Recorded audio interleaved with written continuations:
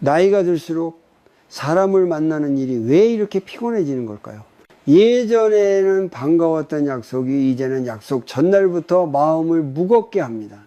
만나고 나면 웃고 헤어졌는데 집에 돌아오는 길에는 설명하기 어려운 공허함이 남습니다.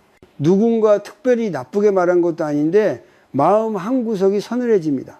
혹시 내가 예민해진 걸까? 내가 문제가 있는 건 아닐까? 스스로를 탓해 봅니다. 하지만 이 느낌은 착각이 아닙니다. 이것은 마음이 보내는 아주 정직한 신호입니다. 중년을 지나 노년에 가까워질수록 우리는 사람 때문에 지치는 경험을 더 자주 하게 됩니다. 젊을 때는 사람 속에서 상처를 받아도 원래 인생이 그런 거지 하며 넘길 수 있었습니다. 에너지가 많았고 다시 회복할 힘도 있었기 때문입니다. 하지만 이제는 다릅니다. 한 번의 만남이 며칠의 기운을 앗아가고 한마디 말이 마음속에 오래 남아 잠을 뒤척이게 만듭니다. 불교에서는 이것을 아주 단순하게 설명합니다.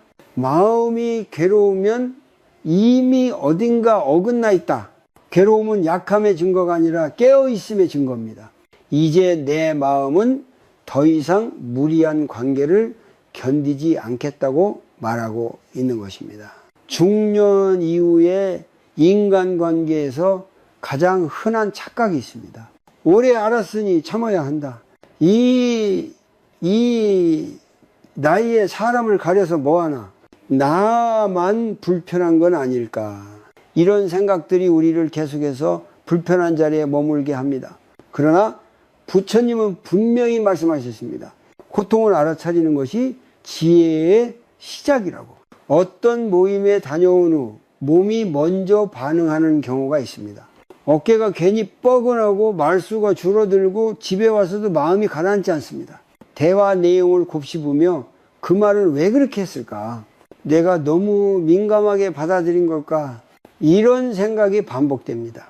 이것이 바로 마음이 보내는 경고음입니다. 우리는 종종 관계의 문제를 상대의 성격이나 내 성격으로만 해석합니다. 하지만 불교적 관점에서는 다르게 봅니다.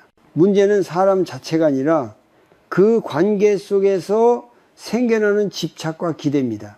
기대가 크면 실망도 커지고 집착이 깊어질수록 마음은 자유를 잃습니다. 나이가 들수록 관계의 목적은 달라져야 합니다. 젊을 때의 관계는 확장과 성장 중심이었다면 이제는 평온과 안정이 중심이 되어야 합니다. 그런데도 우리는 여전히 예전 기준으로 사람을 만나고 예전 방식으로 애쓰고 예전처럼 참으려고 합니다. 그 결과 마음만 먼저 지쳐버립니다. 여기서 중요한 질문 하나를 던져봅니다. 이 사람을 만나고 나면 나는 나로 돌아오는가? 만남 이후에 편안함이 남는지 아니면 설명할 수 없는 피로와 허탈함이 남는지. 이 질문은 앞으로 이 이야기를 따라가는 동안 여러 번 스스로에게 던지게 될 질문입니다. 불교에서 말하는 정념은 억지로 좋은 사람인 척 참는 것이 아닙니다. 지금 내 마음에서 일어나는 것을 있는 그대로 알아차리는 것입니다. 불편함을 불편함으로 인정하지 않으면 그 불편함은 쌓여 언젠가 더 큰 고통으로 돌아옵니다. 이제 아주 짧은 실천을 하나 해보겠습니다. 지금 눈을 감지 않아도 괜찮습니다. 잠시 호흡에만 집중해 보세요. 숨이 들어오고 나가는 것을 천천히 느껴봅니다. 그리고 최근에 다녀온 모임 하나를 떠올려 보세요. 그 자리에 있었던 내 몸의 느낌은 어땠는지, 마음은 편안했는지 아니면 긴장했는지 판단하지 말고 좋고 나쁨을 나누지 말고 그저 그랬구나 하고 알아차리기만 해보세요. 이것이 첫 번째 단계입니다. 사람을 판단하기 전에, 관계를 끊기 전에 먼저 내 마음을 정확히 듣는 것. 이것이 중년 이후 인간관계에서 가장 중요한 출발점입니다. 앞으로 우리는 어떤 사람이 왜 나를 지치게 만드는지, 어떤 관계가 조용히 나를 소모시키는지, 그리고 왜 나이가 들수록 더 분명히 선을 그어야 하는지를 하나씩 살펴보게 될 것입니다. 지금 이 순간 나만 이런 건 아니구나 하고 느꼈다면 이미 충분히 잘 시작하고 계신 겁니다. 마음이 지친 당신은 약한 사람이 아니라 이제야 자신을 돌볼 준비가 된 사람입니다. 사람 때문에 마음이 괴로울 때 우리는 보통 이렇게 말합니다. 저 사람이 문제야. 성격이 원래 그래. 운이 나빴지. 하지만 불교에서는 인간관계의 고통을 조금 다른 방향에서 바라봅니다. 사람이 괴로운 것이 아니라 그 사람에게 붙잡힌 내 마음이 괴로운 것이라고 말합니다. 부처님께서 가장 먼저 가르치신 진리는 고구입니다. 삶에는 괴로움이 있고 그 괴로움에는 반드시 원인이 있으며 그 원인은 대부분 집착에서 비롯된다는 사실입니다. 인간관계도 다르지 않습니다. 우리는 사람에게 집착하고 관계에 기대하고 그 기대가 어긋날 때 깊은 상처를 받습니다. 중년 이후의 관계에서 특히 많은 고통이 생기는 이유는 오래된 인연에 대한 집착 때문입니다. 이 사람과는 수십 년을 봤는데 예전에는 아니랬는데 그래도 나를 오래 아는 사람이니까 이런 생각들이 우리를 계속 불편한 관계 안에 머물게 합니다. 하지만 불교에서는 분명히 말합니다. 모든 것은 변합니다. 사람도 변하고 관계도 변합니다. 예전에 편안했던 인연이 지금은 부담이 될 수 있고 한때는 힘이 되었던 관계가 지금은 상처의 근원이 될 수도 있습니다. 이것이 바로 무상무상입니다. 문제는 변화 그 자체가 아닙니다. 변화를 받아들이지 못하고 과거에 집착하는 마음이 고통을 만듭니다. 우리는 종종 사람이 변했다고 말하지만 사실은 관계의 조건이 변한 것입니다. 나의 나이, 체력, 가치관, 삶의 속도가 모두 달라졌는데 관계만 그대로 이길 바라는 것은 스스로에게 너무 가혹한 기대일지도 모릅니다. 또 하나의 고통의 원인은 기대입니다. 이 나이가 되면 이해해 줄 거라 기대하고 말 안 해도 알아줄 거라 기대하고 적어도 상처 주는 말은 하지 않을 거라 기대합니다. 하지만 기대는 충족되지 않을 때 실망이 되고 분노가 되고 서운함이 됩니다. 그리고 그 감정들은 말로 표현되지 못한 채 마음속에서 반복적으로 되뇌어집니다. 불교에서는 이 반복되는 생각을 번뇌라고 부릅니다. 번뇌는 상황이 아니라 그 상황을 붙잡고 놓지 않는 마음에서 자라납니다. 이미 끝난 대화, 이미 지나간 말, 이미 변한 사람을 계속 마음속에서 되살리는 것이 바로 번뇌입니다. 중년 이후 인간관계가 더 힘들어지는 또 하나의 이유는 우리가 더 이상 상처를 감당할 여력이 없기 때문입니다. 젊을 때는 상처를 받아도 일, 목표, 바쁜 일상 속에서 잊을 수 있었습니다. 하지만 이제는 하루가 조용해졌고 마음의 소리가 더 또렷이 들립니다. 그래서 작은 말 한마디도 훨씬 깊이 박히게 됩니다. 이럴 때 우리는 스스로를 탓합니다. 왜 이렇게 예민해졌지? 나이가 들어서 그런가? 하지만 이것은 약해진 것이 아니라 불필요한 것을 더 이상 견디지 않겠다는 마음의 자연스러운 변화입니다. 불교에서는 이것을 성숙이라고 봅니다. 부처님은 관계를 끊으라고 가르치지 않았습니다. 다만 집착하지 말라고 하셨습니다. 집착은 반드시 고통을 동반하기 때문입니다. 사람을 미워하지 않아도 됩니다.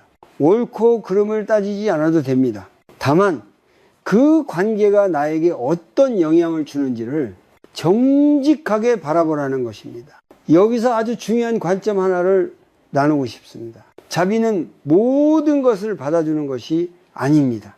자비에는 나 자신에 대한 자비도 포함됩니다. 나를 계속 아프게 하는 관계를 유지하는 것은 자비가 아니라 방치에 가깝습니다. 스스로를 소모시키면서까지 관계를 지키는 것은 불교가 말하는 길이 아닙니다. 이제 짧은 마음 관찰을 하나 해보겠습니다. 최근에 떠올리기만 해도 가슴이 답답해지는 사람이 한 명 있다면 그 사람을 떠올린 채 조용히 이렇게 스스로에게 물어보세요. 이 관계에서 나는 무엇을 기대하고 있는가? 인정받고 싶은지, 이해받고 싶은지, 외로움을 달래고 싶은지 답을 찾으려 애쓰지 말고 그저 떠오르는 생각을 바라보기만 하세요. 기대가 보이면 그만큼 집착도 함께 보일 것입니다. 이것을 알아차리는 순간 이미 고통의 뿌리를 건드린 것입니다. 바꾸려 하지 않아도 괜찮습니다. 내 알아차림만으로도 마음은 조금씩 느슨해지기 시작합니다. 다음 이야기에서는 이런 집착과 기대가 어떤 사람들 앞에서 더 강하게 작동하는지, 그리고 왜 어떤 사람과 함께 있으면 우리가 유난히 더 지치게 되는지를 이 구체적인 모습으로 살펴보려 합니다. 관계가 힘들어졌다는 것은 당신이 실패했다는 뜻이 아닙니다. 이제 더 정직해질 준비가 되었다는 뜻입니다. 그 사실만으로도 이미 한 걸음은 충분히 나아간 것입니다. 어떤 사람과 함께 있으면 이상하게도 몸부터 긴장되는 경우가 있습니다. 말을 하기 전부터 단어를 고르고 표정을 살피고 상대의 반응을 먼저 계산하게 됩니다. 웃고는 있지만 어깨가 굳어 있고 대화가 끝난 뒤에는 이유 없는 피로만 남습니다. 이런 관계에는 공통점이 있습니다. 그 사람 곁에 있으면 나는 나로 있을 수 없다는 점입니다. 중년 이후의 인간관계에서 가장 중요한 기준은 편안함입니다. 하지만 우리는 이 기준을 자주 무시합니다. 원래 그 사람은 말이 직설적이야. 그 정도는 참아야지. 괜히 문제 만들고 싶지 않아. 이렇게 스스로를 설득하며 불편함을 계속 안고 갑니다. 그러나 불편함은 사라지지 않습니다. 참을수록 몸과 마음에 쌓일 뿐입니다. 불교에서는 이것을 무지무주라고 부르지 않습니다. 오히려 자기 보호 본능을 억누르는 행위라고 봅니다. 마음이 불편하다는 것은 이미 경계를 세워야 할 지점에 와 있다는 뜻입니다. 그 신호를 무시하면 관계는 점점 더 왜곡됩니다. 예를 들어 이런 경우가 있습니다. 모임에 나가면 유독 그 사람 앞에서 말이 줄어듭니다.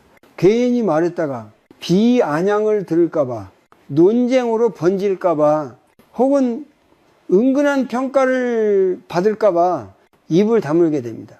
이때 우리는 흔히 이렇게 생각합니다. 내가 성격이 소극적인가?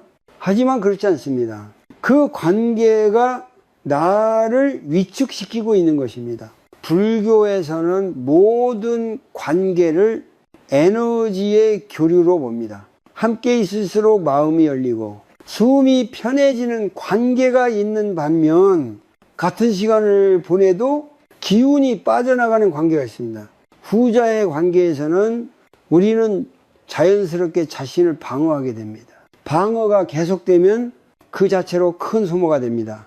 중년 이후 우리가 사람을 만난 뒤 유독 피곤해지는 이유는 체력의 문제만이 아닙니다. 관계 속에서 끊임없이 자신을 조절하고 맞추고 참고 있기 때문입니다.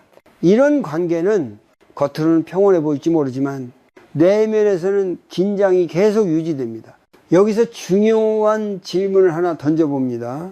이 관계에서 나는 숨을 쉬고 있는가 아니면 참고 있는가? 숨을 쉰다는 것은 말을 하지 않아도 편안하고 침묵도 어색하지 않으며 내 생각을 있는 그대로 표현해도 위험하지 않다고 느끼는 상태입니다. 반대로 참는다는 것은 말을 삼키고 감정을 눌러 담고 모임이 끝나기만 기다리는 상태입니다. 이 불교에서 말하는 고통은 큰 사건에서만 생기지 않습니다. 이렇게 사소하지만 반복되는 억압에서 천천히 자라납니다. 한 번의 모임은 견딜 수 있어도 이런 만남이 계속되면 마음은 서서히 다치게 됩니다. 그리고 어느 순간 사람 자체가 싫어지기도 합니다. 이때 우리는 관계를 끊어야 한다고 성급하게 결론 내릴 필요는 없습니다. 다만 이 관계가 나에게 어떤 상태를 만들고 있는지를 정직하게 바라봐야 합니다. 편안함을 빼앗는 관계는 아무리 오래된 인연이라도 다시 살펴볼 필요가 있습니다. 여기서 아주 간단한 실천을 하나 제안합니다. 다음에 누군가를 만나고 돌아온 후 집에 도착하자마자 잠시만 몸을 느껴보세요. 어깨는 어떤지, 가슴은 답답한지, 숨은 깊은지 얕은지, 그리고 마음속으로 이렇게 말해봅니다. 아, 이 사람과의 관계는 내 몸을 이렇게 만들었구나. 이것은 비난도 판단도 아닙니다. 있는 그대로의 관찰입니다. 불교에서 말하는 정념은 이런 아주 작은 관찰에서 시작됩니다. 몸은 거짓말을 하지 않습니다. 말로는 괜찮다고 해도 몸은 이미 답을 알고 있습니다. 이 다음 이야기에서는 겉으로는 착하고 무난해 보이지만 함께 있으면 유난히 기운이 빠지는 사람들, 즉 조용히 에너지를 소모시키는 관계에 대해 더 깊이 살펴보겠습니다. 지금 이 이야기를 들으며 아, 그런 사람이 떠오른다는 생각이 들었다면 그것만으로도 이미 마음은 중요한 신호를 붙잡은 것입니다. 그 신호를 외면하지 않는 것, 그것이 중년 이후 관계에서 가장 필요한 용기입니다. 어떤 사람과 함께 있으면 특별히 싸우지도 않았는데 이상하게 지칩니다. 큰 갈등도 없고 겉으로 보기엔 무난한 대화였는데 집에 돌아오면 마음이 축 처집니다. 왜 이렇게 피곤하지? 스스로에게 묻게 되지만 이유를 정확히 말하기는 어렵습니다. 이런 관계에는 보통 한 가지 특징이 있습니다. 그 사람은 조용히 그러나 꾸준히 우리의 감정을 소모시킨다는 점입니다. 이런 사람들은 대개 나쁜 의도를 드러내지 않습니다. 화를 내지도 않고 직접적으로 공격하지도 않습니다. 대신 늘 자신의 힘든 이야기, 불만, 걱정을 쏟아냅니다. 몸이 아프다, 세상이 힘들다, 가족이 속을 썩인다, 사는 게 재미가 없다는 이야기들이 대화의 대부분을 차지합니다. 처음에는 공감하게 되고 그럴 수 있지 하며 들어줍니다. 하지만 그 시간이 반복될수록 내 마음은 점점 무거워집니다. 불교에서는 이것을 감정의 빚을 지는 관계라고 표현하기도 합니다. 한쪽은 계속 털어내고 다른 한쪽은 계속 받아내는 구조입니다. 받아내는 쪽은 처음엔 괜찮다고 느끼지만 어느 순간부터 이유 없는 피로와 무기력을 경험하게 됩니다. 이것이 바로 에너지의 불균형입니다. 중년 이후 우리는 이런 관계에 특히 취약해집니다. 왜냐하면 나이가 들수록 타인의 고통이 더 잘 보이고 외면하는 것이 미안해지기 때문입니다. 이 나이에 누가 말 들어줄 사람이 있겠어. 그래도 나라도 들어줘야지. 이런 생각이 우리를 계속 그 자리에 머물게 합니다. 하지만 자비는 자신을 소진시키면서까지 주는 것이 아닙니다. 부처님께서는 고통을 없애려면 고통을 만드는 원인을 먼저 보라고 하셨습니다. 누군가의 이야기를 들어주는 것 자체가 문제가 아니라 그 관계가 일방적으로 흘러가고 있다는 사실이 문제입니다. 대화가 끝나고 나면 항상 내가 더 무거워진다면 그 관계는 이미 건강하지 않습니다. 이런 사람들과 함께 있을 때 우리는 종종 이렇게 느낍니다. 내가 더 잘 들어주면 달라질까? 조금만 더 참으면 나아질까? 하지만 경험상 이런 관계는 잘 바뀌지 않습니다. 왜냐하면 상대는 이미 그 구조에 익숙해져 있기 때문입니다. 털어낼 곳이 있다는 사실이 그 사람에게는 편안함이 되지만 그 편안함은 다른 한 사람의 소모 위에 놓여 있습니다. 불교에서는 모든 중생의 고통을 대신 짊어질 수는 없다고 말합니다. 그것은 불가능할 뿐 아니라 지혜롭지도 않습니다. 각자의 삶과 고통에는 각자가 감당해야 할 몫이 있습니다. 내가 할 수 있는 것은 공감과 연민까지입니다. 그 이상은 집착이 됩니다. 여기서 중요한 구분이 필요합니다. 공감은 함께 느끼되 끌려 들어가지 않는 것입니다. 하지만 많은 관계에서 우리는 상대의 감정에 깊이 빠져들어 나 자신의 중심을 잃어버립니다. 그 결과 그 사람을 만나는 날은 하루 전체가 무거워집니다. 이제 아주 간단한 점검을 하나 해봅시다. 어떤 사람을 만나기 전과 후를 떠올려 보세요. 만나기 전에는 괜찮았는데 만나고 나면 괜히 아무것도 하기 싫어지고 기운이 떨어진다면 그 관계는 당신의 에너지를 소모시키고 있는 것입니다. 이것은 느낌이 아니라 분명한 신호입니다. 불교에서 말하는 중도는 극단을 피하는 길입니다. 도와주지 않는 것도 극단이고 자신을 잃을 정도로 돕는 것도 극단입니다. 그 사이에서 나를 지키는 선을 찾는 것이 지혜입니다. 그리고 그 선은 죄책감 없이 그어도 되는 것입니다. 다음 이야기에서는 이런 에너지 소모가 어떻게 비교와 평가, 은근한 폄하의 형태로 나타나는지, 그리고 그것이 우리의 자존감을 어떻게 깎아내리는지를 살펴보려 합니다. 지금까지의 이야기를 들으며 늘 내가 들어주기만 했구나 하는 생각이 들었다면 그 깨달음만으로도 이미 한 발짝은 벗어난 것입니다. 깨닫는 순간부터 관계는 조금씩 달라질 수 있습니다. 어떤 사람과 이야기를 나누고 나면 이유 없이 마음이 작아지는 순간이 있습니다. 상대는 큰 소리를 내지도 않았고 노골적으로 무시한 것도 아닌데 대화가 끝난 뒤 나는 괜히 부족한 사람이 된 것 같은 느낌을 받습니다. 이런 경험이 반복된다면 그 관계 안에는 비교와 판단이 숨어 있을 가능성이 큽니다. 중년 이후의 비교는 젊을 때와는 전혀 다른 상처를 남깁니다. 젊을 때의 비교가 경쟁이었다면 이제 비교는 존재 자체를 흔듭니다. 누구네 아들은 벌써 자리를 잡았대. 요즘은 그 나이에 집 한 채쯤은 있어야지. 그래도 나는 아직 일하고 있어서 다행이야. 이런 말들은 겉으로는 정보처럼 들리지만 마음속에서는 조용히 상대를 재단합니다. 불교에서는 비교를 가장 교묘한 형태의 집착이라고 말합니다. 비교는 늘 나와 남을 동시에 붙잡습니다. 남의 삶을 기준으로 나를 보고 나의 위치를 끊임없이 확인하게 만듭니다. 그 결과 지금의 나를 있는 그대로 받아들이지 못하게 됩니다. 비교가 깊어질수록 마음은 결코 편안해질 수 없습니다. 이런 관계의 더 위험한 점은 비교가 대개 선이나 농담의 얼굴을 하고 있다는 것입니다. 그냥 하는 말이야. 너 잘 되라고 하는 소리지. 요즘 세상 돌아가는 얘기잖아. 이런 말들이 덧붙여지면 상처받은 쪽은 오히려 자신이 예민한 것 같아 입을 다물게 됩니다. 하지만 마음은 이미 닫혀 있습니다. 중년 이후 우리는 이미 충분히 많은 삶을 살아왔습니다. 각자의 사정이 있고 각자의 속도가 있고 각자의 선택이 있습니다.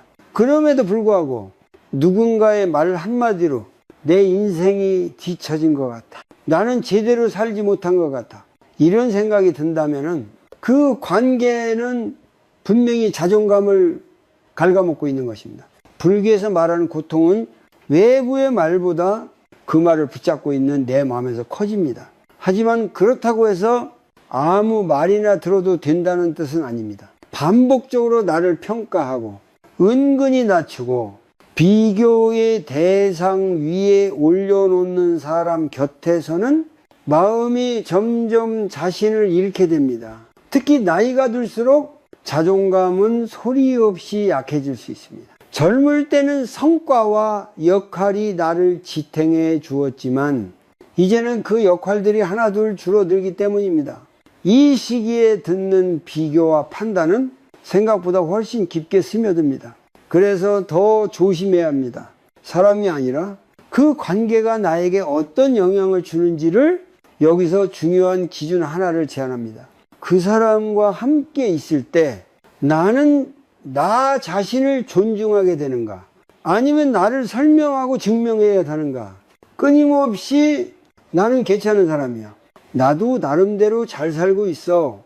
이런 말을 마음속으로 되뇌게 된다면 그 관계는 이미 당신을 시험대 위에 올려놓고 있는 것입니다. 불교에서는 모든 존재가 본래 존귀하다고 말합니다. 조건이 붙지 않습니다.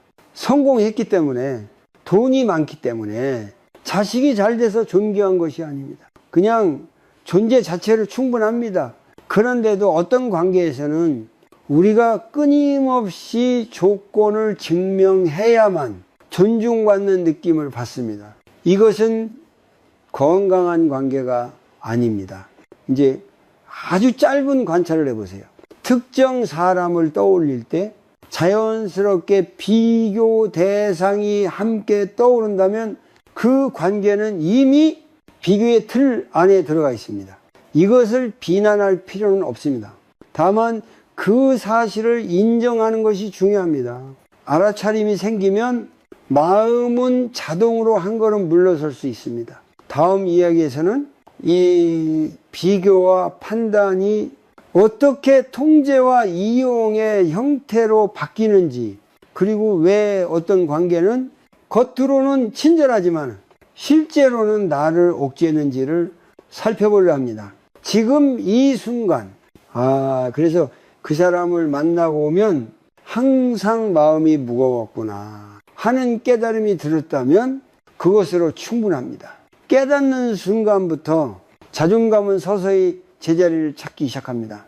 겉으로 보기에는 친절하고 이제 도와주는 것처럼 보이지만 이상하게 그 사람과의 관계에서는 항상 내가 더 애쓰고 있다는 느낌이 들 때가 있습니다. 거절하면 미안해지고, 거리를 두면 죄책감이 생기고, 연락이 오면은 내 상황보다 먼저 그 사람을 떠올리게 됩니다. 이런 관계는 종종 통제와 이익이 아주 부드러운 얼굴로 숨어 있습니다. 중년 이후의 인간관계에서 가장 알아차리기 어려운 것이 바로 이 부분입니다. 노골적인 이용은 쉽게 보입니다. 하지만 은근한 통제는 배려와 친절의 모습으로 다가옵니다. 너니까 부탁하는 거야. 다른 사람은 못 믿겠어. 네가 해줘야 내가 마음이 놓여. 이런 말들은 처음엔 나를 인정해주는 말처럼 들립니다. 하지만 반복될수록 관계의 중심은 점점 상대에게 넘어갑니다. 불교에서는 집착의 또 다른 얼굴을 지배라고 설명합니다. 지배는 반드시 강압적일 필요가 없습니다.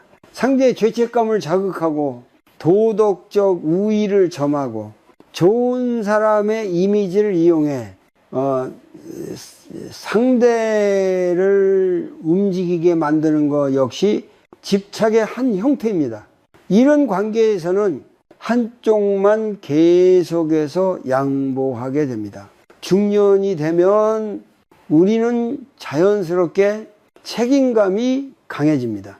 가족을 돌봐왔고 조직을 책임져 왔고 누군가의 기대를 저버리지 않으며 살아왔기 때문입니다. 이 성향은 분명 장점이지만 어떤 관계에서는 그 성실함이 약점이 되기도 합니다. 이 나이에 내가 아니면 누가 해주겠어. 이 생각이 반복될수록 관계는 점점 불균형해집니다. 이런 관계의 특징은 분명합니다. 내가 필요할 때는 상대가 없고 상대가 필요할 때는 내가 항상 있습니다. 결정을 할 때는 상대의 기준이 우선되고 내 상황은 늘 뒷전입니다. 하지만 우리는 쉽게 말하지 못합니다. 이 관계가 나를 힘들게 한다고. 왜냐하면 그 말은 내가 이기적인 사람이 되는 것처럼 느껴지기 때문입니다. 불교에서는 자비와 집착을 명확히 구분합니다. 자비는 상대를 살리는 동시에 나 자신도 해치지 않습니다. 하지만 집착은 돕는다는 명분 아래 나를 소모시킵니다. 상대를 위해 한다고 믿지만 결국은 관계 자체에 매달리고 있는 경우가 많습니다. 여기서 중요한 사실 하나를 짚고 넘어가야 합니다. 모든 부탁을 들어주는 것이 선한 행동은 아닙니다. 모든 관계를 유지하는 것이 성숙함도 아닙니다. 불교에서 말하는 지혜는 할 수 있는 것과 하지 않아도 되는 것을 분별하는 능력입니다. 그 분별이 없으면은 선의조차 고통이 됩니다. 이런 관계에 오래 머물다 보면 마음속에 은근한 분노가 쌓입니다. 겉으로는 웃고 있지만 속으로는 왜 늘 나만 이래야 하지? 라는 생각이 반복됩니다. 이 분노를 인정하지 않으면 어느 순간 관계는 폭발하거나 아예 마음이 닫혀버립니다. 그래서 불교에서는 분노를 억누르기보다 그 원인을 보라고 합니다. 이제 아주 작은 실천을 하나 해봅시다. 누군가의 부탁을 떠올려 보세요. 그 부탁을 들었을 때 가슴이 먼저 답답해졌다면은 그것은 이미 내 마음이 과하다고 말하고 있는 신호입니다. 그때 스스로에게 이렇게 물어보세요. 이 부탁을 들어주지 않아도 나는 나쁜 사람이 되는가? 대부분의 경우 답은 아니오입니다. 예, 불교에서 말하는 중도는 거절하지 말라는 뜻도 무조건 받아들이라는 뜻도 아닙니다. 상황에 맞는 선택을 하라는 뜻입니다. 그리고 그 선택에는 나 자신에 대한 배려가 반드시 포함되어야 합니다. 나를 소모시키는 친절은 오래 갈 수 없습니다. 다음 이야기에서는 이런 통제와 이용의 관계가 어떻게 우리를 자기 자신에게서 멀어지게 만드는지, 그리고 왜 어떤 관계에서는 점점 내가 아닌 사람이 되어가는지를 살펴보려 합니다. 지금 이 순간 그래서 그 사람 앞에서는 항상 내가 작아졌구나 하는 생각이 들었다면 그 깨달음만으로도 이미 관계의 힘의 균형은 조금 달라지기 시작한 것입니다. 어느 순간부터 그 사람과 함께 있을 때에 나는 예전에 내가 아니라는 느낌이 듭니다. 말을 고르고 생각을 숨기고 내 진짜 감정은 한쪽에 밀어둔 채 괜찮은 사람의 모습만 유지합니다. 집에 돌아와 혼자 있을 때에야 비로소 숨이 트이는 느낌이 든다면 그 관계는 이미 나를 나 자신에게서 멀어지게 하고 있는 것입니다. 중년 이후의 인간관계에서 가장 위험한 신호는 상처받는 것도 화가 나는 것도 아닙니다. 그보다 더 위험한 것은 무뎌짐입니다. 원래라면 불편했을 말에도 웃고 넘기고, 원래라면 거절했을 부탁에도 아무 생각 없이 고개를 끄덕이게 됩니다. 이 무뎌짐은 적응이 아니라 자기 소실의 시작일 수 있습니다. 불교에서는 이 상태를 자기 망각이라고 부릅니다. 외부에 맞추느라 내 마음을 보지 않게 된 상태입니다. 처음에는 관계를 유지하기 위한 선택처럼 보이지만 시간이 지날수록 그 선택은 나를 점점 희미하게 만듭니다. 그리고 어느 날 문득 나는 도대체 어떤 사람이었지? 라는 질문 앞에 서게 됩니다. 이런 관계의 특징은 분명합니다. 그 사람 앞에서만 유독 말수가 줄고 유독 조심스러워지고 유독 피곤해집니다. 다른 사람들과 있을 때의 나는 괜찮은데 그 사람과 함께 있으면 이상하게 나 자신을 검열하게 됩니다. 이때 우리는 종종 나이가 들면 원래 이렇게 되는 건가? 라고 착각합니다. 하지만 그렇지 않습니다. 이것은 나이의 문제가 아니라 관계의 문제입니다. 불교에서는 모든 고통의 근원을 집착해서 찾습니다. 이 관계를 놓치면 안 된다는 생각, 이 사람과 멀어지면 외로워질 거라는 두려움, 지금까지 쌓아온 시간이 아깝다는 미련, 이런 집착들이 우리를 계속해서 불편한 관계 안에 머물게 합니다. 하지만 집착이 깊어질수록 우리는 점점 자기 자신을 희생하게 됩니다. 중년 이후에는 이미 많은 역할을 내려놓아야 하는 시기입니다. 부모로서의 역할, 직장에서의 역할, 사회적 위치, 이 과정만으로도 마음은 충분히 흔들립니다. 그런데 관계 속에서까지 또 다른 역할을 연기해야 한다면 마음은 쉴 틈이 없습니다. 관계는 쉼터가 되어야지 또 하나의 무대가 되어서는 안 됩니다. 여기서 중요한 질문 하나를 드리고 싶습니다. 이 관계 안에서 나는 솔직해질 수 있는가?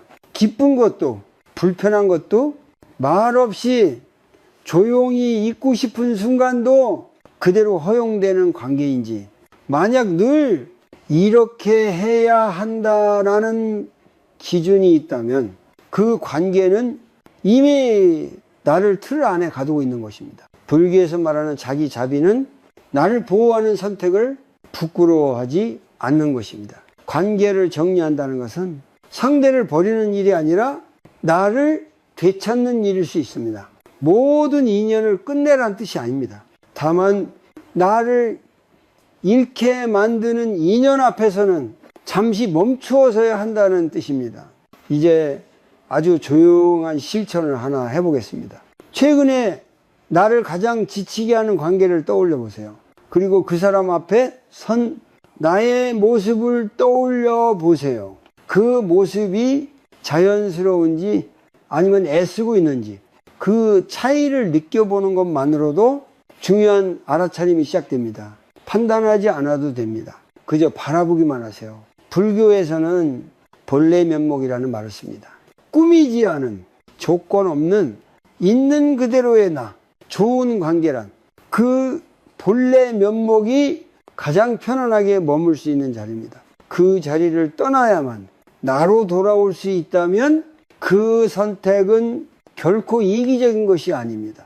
다음 이야기에서는 왜 나이가 들수록 이런 관계들을 조금씩 내려놓아야 하는지, 그리고 버림이 아니라 지혜로운 선택으로서의 놓아줌에 대해 함께 이야기해 보려 합니다.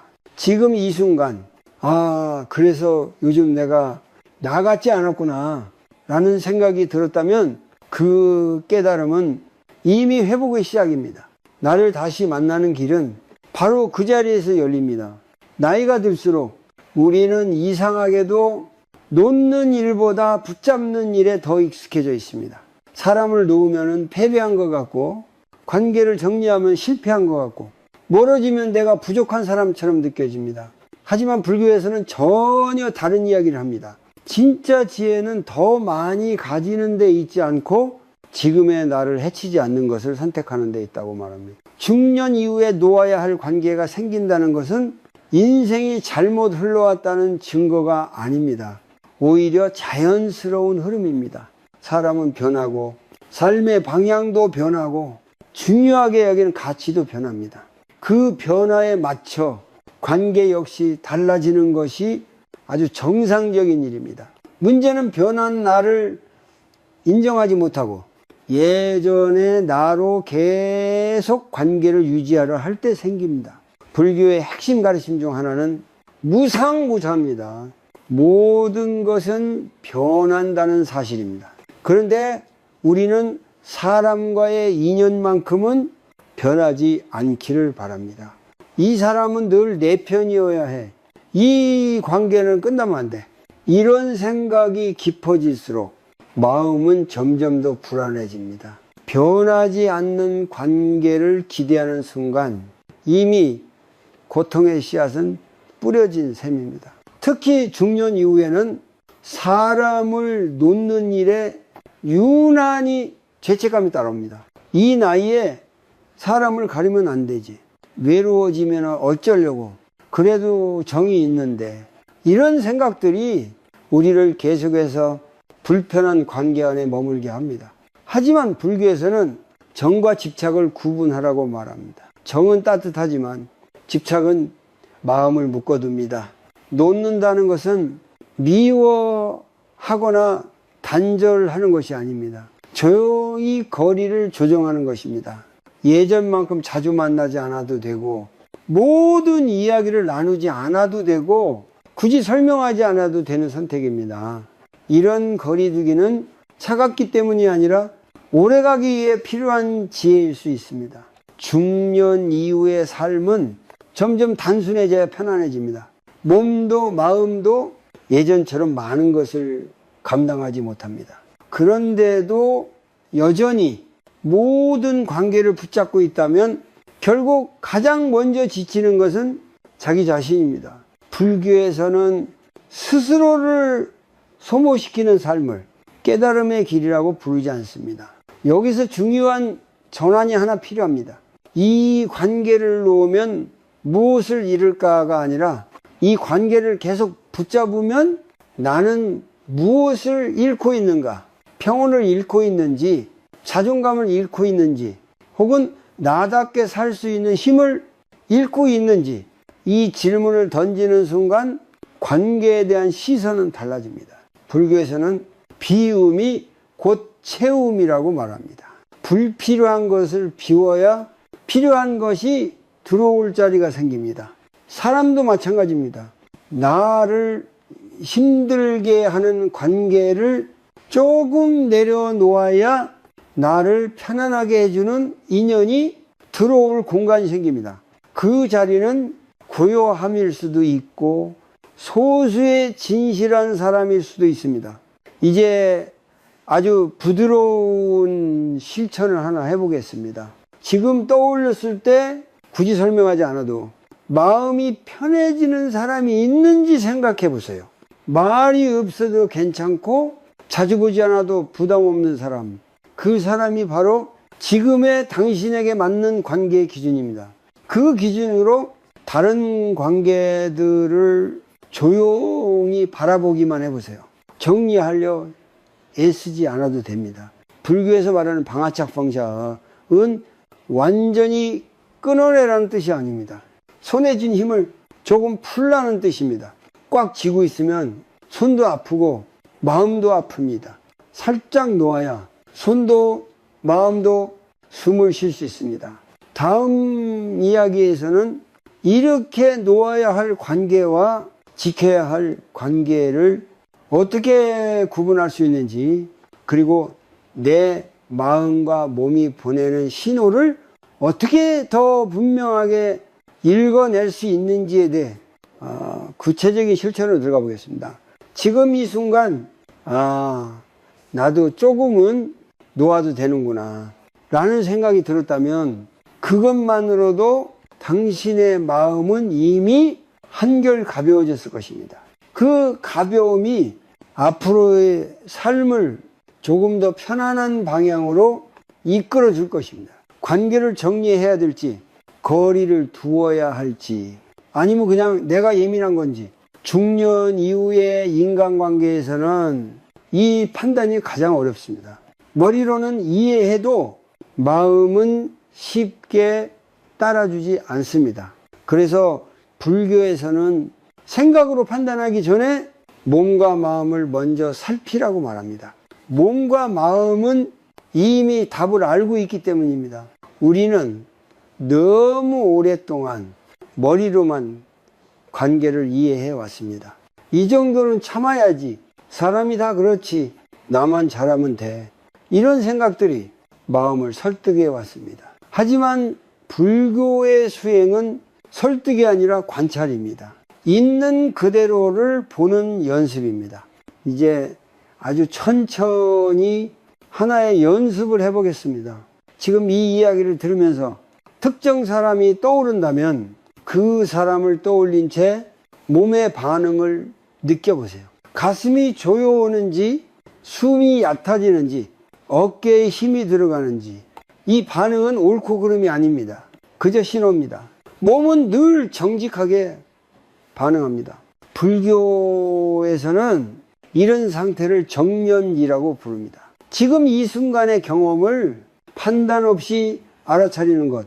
정념은 문제를 해결하려 하지 않습니다. 다만 문제가 어디에서 시작되는지를 분명히 드러내줍니다. 관계에서도 마찬가지입니다.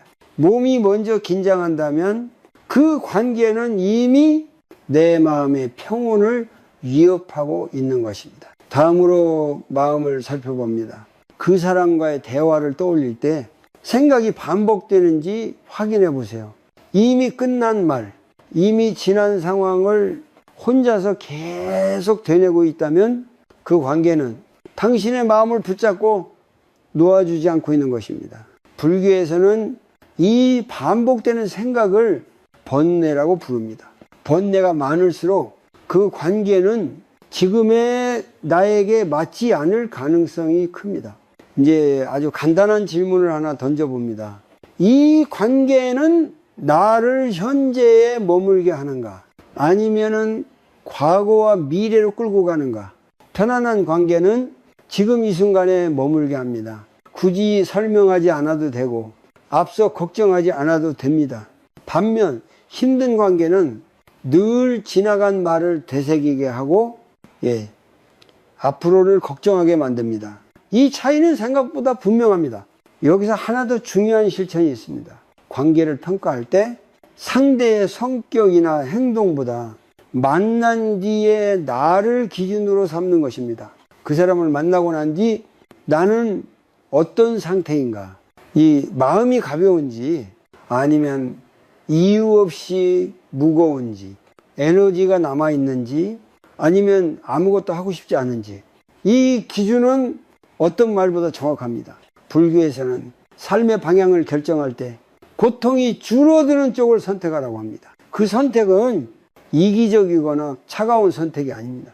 고통을 줄이는 선택은 곧 집착을 내려놓는 선택이기 때문입니다. 나를 지치게 하는 관계를 조금 멀리하는 것은 누군가를 보여주는 일이 아니라 나를 보호하는 일입니다. 이제 아주 짧은 호흡 연습을 하나 더 해보겠습니다. 숨을 천천히 들이마시고 조금 멈췄다가 길게 내쉽니다. 이 호흡과 함께 마음속으로 이렇게 말해보세요.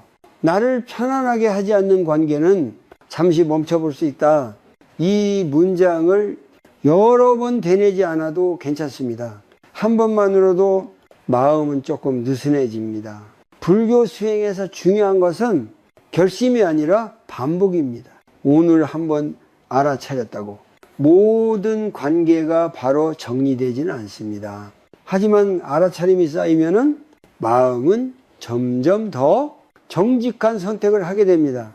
억지로 끊지 않아도 자연스럽게 거리가 생기기도 합니다. 그 흐름을 믿어도 괜찮습니다. 다음 이야기에서는 이 모든 알아차림을 바탕으로 앞으로 어떤 사람 곁에 머물고 어떤 관계를 선택하며 살아갈 것인지 인생의 후반부를 조금 더 평온하게 만드는 관계 그 기준에 대해 마지막으로 정리해 보려 합니다. 지금 이 순간 이제는 내 마음을 기준으로 사람을 만나도 되겠구나 라는 생각이 들었다면 그것이 바로 중년 이후 인간관계에서 가장 큰 전환점입니다. 그 전환은 당신을 외롭게 하지 않습니다. 오히려 조금 더 깊은 평온으로 이끌어 줄 것입니다. 인생의 후반부에 들어서면 사람을 많이 아는 것이 더 이상 목표가 되지 않습니다. 누구와 오래 함께 할 것인가? 누구 앞에서 나를 숨기지 않아도 되는가? 이 질문이 훨씬 더 중요해집니다. 젊을 때는 관계의 넓이가 삶을 풍요롭게 했다면 이제는 관계의 깊이가 삶의 온도를 결정합니다. 불교에서는 삶이 깊어질수록 불필요한 인연은 자연히 떨어져 나간다고 말합니다. 이것은 상실이 아니라 정리입니다. 가지가 너무 많으면 나무는 열매를 제대로 맺지 못합니다. 이 사람 관계도 마찬가지입니다. 너무 많은 인연을 붙잡고 있으면 정작 나에게 중요한 관계에 마음을 쓰지 못하게 됩니다. 중년 이후에 함께 해야 할 사람은 나를 흥분시키는 사람이 아니라 나를 가라앉혀 주는 사람입니다. 말이 많지 않아도 편안하고 설명하지 않아도 이해해주고 함께 있어도 에너지를 빼앗기지 않는 사람. 이런 관계는 특별한 이벤트가 없어도 그 자체로 위로가 됩니다. 우리는 종종 이렇게 묻습니다. 사람이 너무 없으면 외롭지 않을까? 하지만 많은 관계 속에서도 외로운 사람은 많습니다. 반대로 관계가 많지 않아도 마음이 충만한 사람도 있습니다. 외로움은 사람의 수에서 오는 것이 아니라 마음을 나눌 수 있는 지에서 옵니다. 그리고 그 마음은 아무에게나 열 수 있는 것이 아닙니다. 불교에서 말하는 도반은 함께 길을 걷는 사람입니다. 항상 옆에 있어야 하는 사람도 아니고 매일 연락해야 하는 사람도 아닙니다. 서로의 삶을 존중하고 침묵마저 부담스럽지 않은 관계. 중년 이후에 남아야 할 인연은 바로 이런 도반의 성격을 핍니다. 이 시기의 인간관계에서는 선명한 기준 하나면 충분합니다. 이 사람과 함께 있을 때 나는 조금 더 나답게 살아가는가, 더 편안해지는지, 더 솔직해지는지, 더 단순해지는지. 만약 그렇다면 그 관계는 오래 가져가도 좋습니다. 반대로 점점 복잡해지고 자신을 설명해야 하고 마음이 달아간다면 그 관계는 조용히 내려놓아도 괜찮습니다. 불교는 인연을 억지로 끊으라고 가르치지 않습니다. 다만 집착하지 말라고 가르칩니다. 연이 다하면 보내줄 줄 아는 마음, 그것이 성숙입니다. 보내는 방식도 싸움일 필요는 없습니다. 조용히 거리를 두고 자주 가지 않게 되고 자연스럽게 흐려지는 것도 충분한 놓아줌입니다. 이제 마지막으로 아주 짧은 마음의 약속을 하나 해보겠습니다. 앞으로 사람을 만날 때 이 한 가지만 기억해 보세요. 이 만남이 내 마음을 따뜻하게 하는가? 그 기준 하나면 충분합니다. 조건도 계산도 필요 없습니다. 마음이 따뜻해진다면 그 인연은 지금의 당신에게 맞는 인연입니다. 불교에서 말하는 궁극의 평안은 모든 것을 가지는 데서 오지 않습니다. 불필요한 것을 내려놓았을 때 찾아옵니다. 사람도 관계도 마찬가지입니다. 적은 인연이라도 그 인연 속에서 나를 잃지 않는다면 그 삶은 이미 충분히 충만합니다. 지금까지 이 긴 이야기를 여기까지 함께 해주셨다면 당신은 이미 자신의 마음을 소중히 여길 준비가 된 사람입니다. 사람을 멀리하는 것이 아니라 고통을 멀리하는 선택, 그 선택은 당신을 차갑게 만들지 않습니다. 오히려 더 따뜻하고 더 단단한 사람으로 만들어줍니다. 이제 남은 인생에서는 사람을 늘리기보다 평온을 늘리십시오. 말을 줄이기보다 마음을 지키십시오. 그렇게 살아가는 길 위에서 당신에게 꼭 맞는 인연은 자연스럽게 곁에 남게 될 것입니다.